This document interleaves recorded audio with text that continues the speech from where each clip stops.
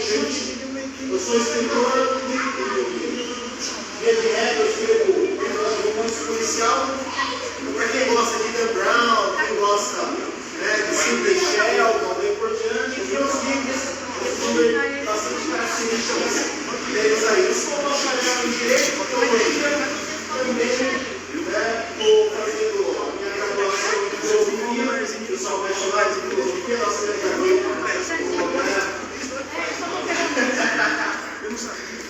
e tenho pós-graduação, mestrado, doutorado e fui aprovado para fazer a minha apresentação, apresentar uma tese de pós-doutorado em Filosofia da Religião, que é basicamente os temas que eu escrevo. Então nós estamos aí nessa caminhada muito bacana. E o primeiro ponto que eu queria ressaltar com vocês que a carreira literária, a carreira de leitor, ela proporciona às pessoas exatamente a oportunidade. Oportunidade.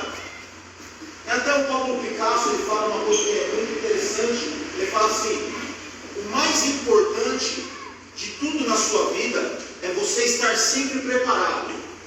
Porque quando as oportunidades aparecem, e elas aparecem, creio em mim, você está pronto. E o pior de tudo é a oportunidade aparecer e você não está pronto. Eu vou te dar um exemplo da carreira literária. Alguns anos atrás eu fui convidado para lançar um livro em Portugal. Eu tinha escrito um livro? Sim. Estava lá um livro escrito muito bacana, bem legal. Qual que era o meu impedimento para eu ir para Portugal? Eu não tinha um passaporte.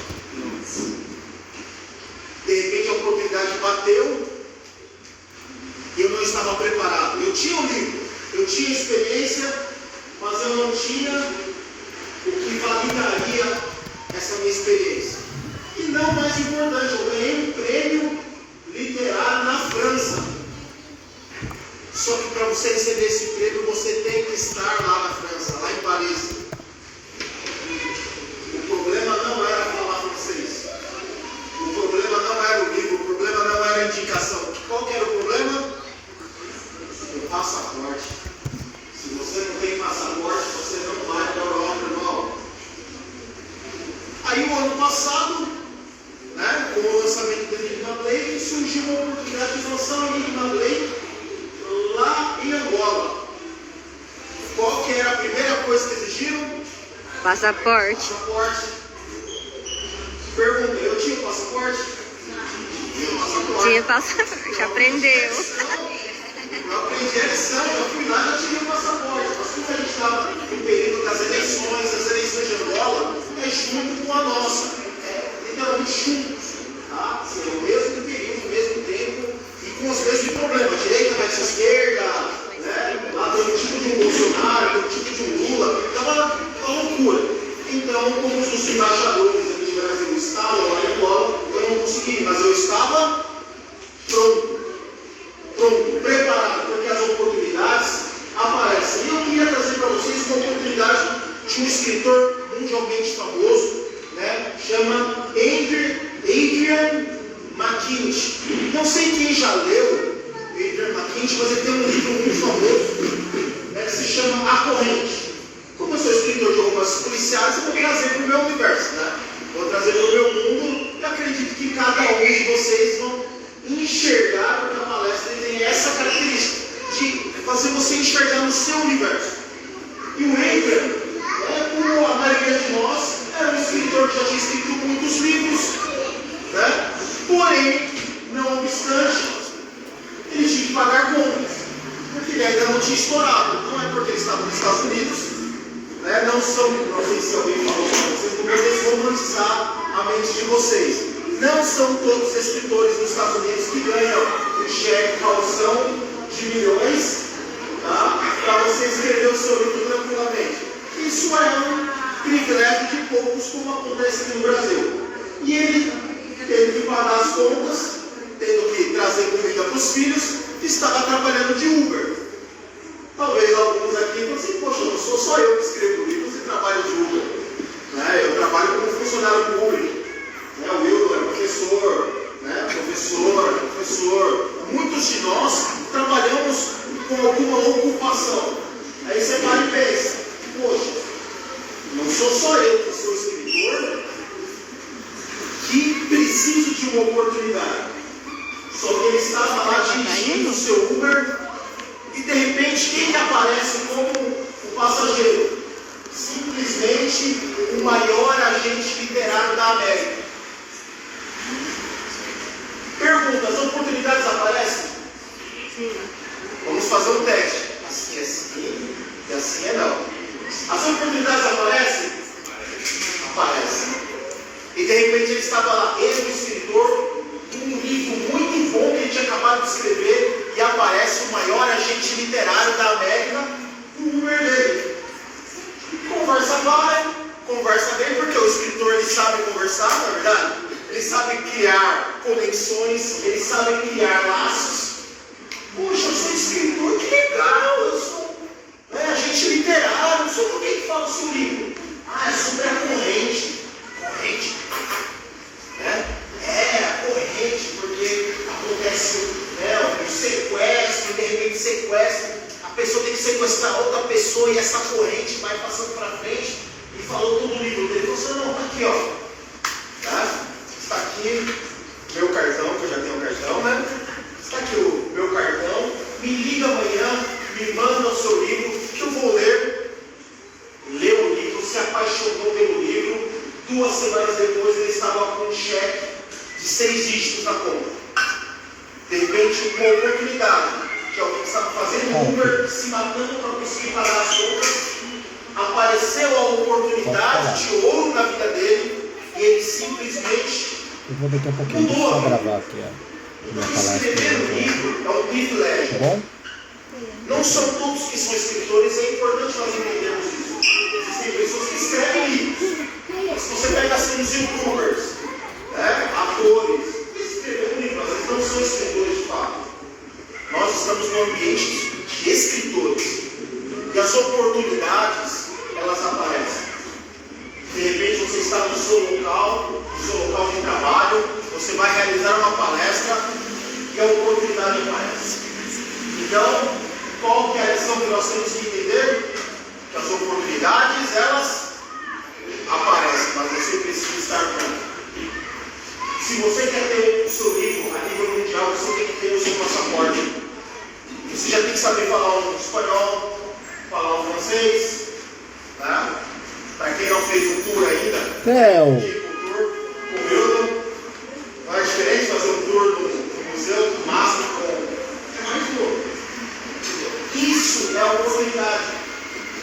Isso é a oportunidade. Eu falo muito porque a gente. Mas 2 vezes seguidas não, né, filho? Conhece, eu sigo, sempre acompanha as histórias dele, ele fala sobre as obras de arte, e eu sou escritor de romances policiais, obviamente, isso me interessa, né? Quero pegar umas queixas, algumas coisas. É uma oportunidade. As oportunidades, elas sempre aparecem. Só que a oportunidade, ela te coloca num outro ambiente. Que é o segundo ponto da nossa palestra que nós vamos falar, que é sobre a inclusão. Porque não adianta nada você ser um escritor, você ser uma pessoa que tem um passaporte, que as oportunidades estão aparecendo e você não agiu como tal. Eu sempre falo, eu sou funcionário público. Então, como funcionário público, eu recebo o meu soldo do Estado. Só que eu sempre falo para o pessoal, eu sou um escritor e faço bico para o Estado. Por enquanto faço bico para o Estado. Mas eu sou um escritor. Por quê? A escrita me colocou num outro ambiente. A escrita me colocou num outro patamar. Só que eu preciso agir como tal. E qual é o exemplo que nós podemos trabalhar sobre isso? Eu vou te dar o meu exemplo pessoal, como nós já comentamos, e vou falar sobre Machado de Assis. Ok? Vamos falar sobre 2 ícones. É um ícone contemporâneo, que alguns ainda não conhecem. Não deixem eu morrer para vocês conhecerem, tá bom? E vamos falar sobre Machado de Assis. A minha carreira literária, ela começou com um fora de uma garota que eu vou amar. Sabe quando você olha para aquela garota, você fala assim, essa aqui é a garota dos meus sonhos. Magrela, parecia um bambu, né? Cara, eu achava lindíssima, lindíssima. Tava Ou às vezes o professor Paulo de Barros Filho, né? Estava com os 4 pneus arriados por ela. Para quem não sabe, eu sou compositor de música, eu sou guitarrista e tal. E, obviamente, como todo bom escritor, tem algumas histórias, eu era apaixonado por uma garota que era apaixonada por um outro rapaz, que era um cantor, e ele estava cantando uma música minha.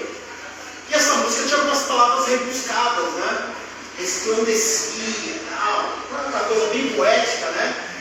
Seu amor resplandece, né? Ah, nossa, que letra bonita, quem escreveu? Aí você, né? O meu adversário ali, né? Na causa, foi o Zinho que escreveu. É nada. Foi o Zinho que escreveu. Eu falei, nossa, como alguém tão burro igual o Zinho consegue escrever uma letra, né, tão bonita com a palavra resplandecia?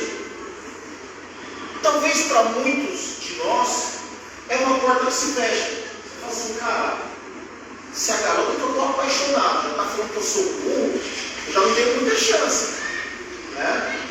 Eu vou ter muita chance, é uma porta que se fechou. Só que aquilo me abriu uma outra porta que eu fiz uma promessa para mim mesmo. Nunca mais ninguém vai me chamar de burro. Eu comecei a ler, né? Graças a Deus, o primeiro livro que eu li, né, já foi Agatha Christie. O livro que eu li na época tinha uma nomenclatura, que era o caso dos 10 negrinhos, hoje mudou, né? O título se chama Não Sobrou Nenhum, o melhor livro dela. Eu já comecei em grande estilo, eu falei assim, não, eu vou começar a ler, eu comecei, sabe, a ler compulsivamente. E de repente aquilo mudou minha história, porque eu falei assim, cara, que ramo de trabalho que é importante as pessoas falarem assim para mim, isso aqui é uma pessoa inteligente. Eu lembrei de direito. Eu sempre falei, poxa, eu sempre admirei advogados, juízes que falam bem, falam latim, né, fomos uniúris, sabe, colocam, sabe, seja de novo, eu falei, não, vou fazer direito. E eu fiz a inscrição, e quem que fez a inscrição na faculdade de direito junto comigo? Essa garota falou que era burro. E eu passei em 4º vestibular, tá? E aquilo colocou um choque, né? Porque alguém tão burro igual o Júlio passa em 4º e eu passo em, sei lá, não lembro qual que é a colocação dela, mas foi uma colocação razoavelmente distante da minha. Porque eu fiquei na primeira turma, ela ficou na segunda turma, e a turma era dividida, né, conforme a sua colocação. Quem estava no primeiro A, né, eram os melhores, o primeiro B eram os menos melhores. E eu fui descobrindo um novo universo, fui descobrindo uma nova forma de ser trabalhado. E isso traz para nós um grande ícone da literatura brasileira, Machado de Assis. Machado de Assis, para quem não sabe, ele era negro. Agora você imagina só um negro que nasceu em um país que ainda estava em vigência a escravidão. Para quem não sabe, Machado de Assis nasceu, né, nos últimos 50 anos da escravidão do Brasil, não tinha nem a lei do ventre livre quando Machado de Assis nasceu. Mas ele nasceu num período em que os pais dele já foram alforriados. Então ele não chegou a ser escravo. Porém, ele era um negro que era inteligente num país escravagista. Você acha que as oportunidades apareceram de uma forma tão fácil e simples? A pergunta é não. Porque, como a gente fala, né? Ele nasceu na quebrada, filhos de pais que não tinham condições de bancá-lo. Porém, ele era uma pessoa que ele sabia a importância da literatura, ele sabia a importância, porque ele não era uma pessoa estudada, ele não fez faculdade nem nada, mas ele lia compulsivamente. Ele entendia que se ele tivesse uma oportunidade, ele iria agarrar com todas as forças. Agora você imagina só, o primeiro presidente da Academia Brasileira de Letras foi um negro, num período que era pós-escravidão, onde o Brasil ele trazia europeus, né, para fazer um embranquecimento da nossa cultura, da nossa população, mas ele sempre aproveitou as oportunidades porque a literatura o colocou em outro patamar. E é importante, se você estudar sobre Machado de Assis, ele é considerado considerado por muitos críticos o maior escritor negro de todos os tempos. Não basta ser o melhor escritor brasileiro, ok? Porque ele é, todos nós sabemos. Ele não é o que mais vendeu, mas ele é o escritor mais importante da nossa literatura. Mas ele aproveitou uma oportunidade, porque para você escrever artigos para o jornal, a pessoa não precisava se apresentar. E começou a mandar os artigos, começou a mandar poesias, começou a mandar crônicas, as pessoas liam e falaram assim, cara, isso aqui é muito bom. E começou a publicar, ele começou a ganhar dinheiro. Depois que foram descobrir que era ele. Mas aí já estava feito estrada, aí ele já era o Machado de Assis. Aí ele já era um dos maiores cronistas que tinha no Brasil. Então ele não perdeu a oportunidade. Ele entendeu que essa oportunidade que ele aproveitou, isso o colocou em um outro patamar. Isso deu para ele uma nova panorâmica. E quando ele abriu, deu início à Academia Brasileira de Letras, ele foi o presidente mais bem votado e um dos poucos que venceu de forma unânime. Porque ele já tinha entendido a sua importância. Então, é isso que eu queria trazer hoje para vocês aqui, de forma bem simples, de forma humilde, de forma bem didática, que a literatura ela te dá oportunidades e ela te coloca em um novo patamar social, econômico, cultural, que é exatamente a função que a literatura tem para nós. Fechou? Deus abençoe a todos, obrigado e contem sempre comigo.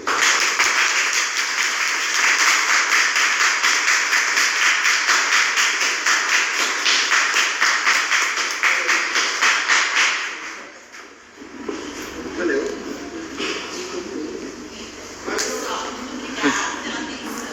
Foi 28.